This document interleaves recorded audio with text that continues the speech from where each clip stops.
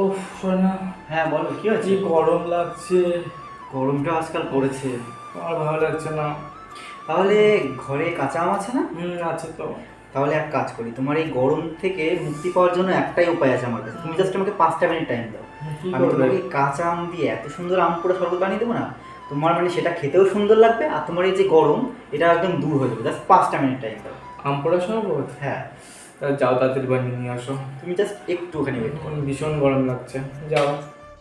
আম পোড়া শরবত বানানোর জন্য সবার আগে একটি কাঁচা আম ভালো করে পুড়িয়ে নিতে হবে। তারপর পোড়া আমটিকে পরিষ্কার জলে ধুয়ে খোসা ছাড়িয়ে আমের পাল্প বার করে নিতে হবে। এবার একটি ছাঁকনি নিয়ে আমের পাল্পগুলোকে ভালো করে ছেঁকে মিহি করে নিতে হবে।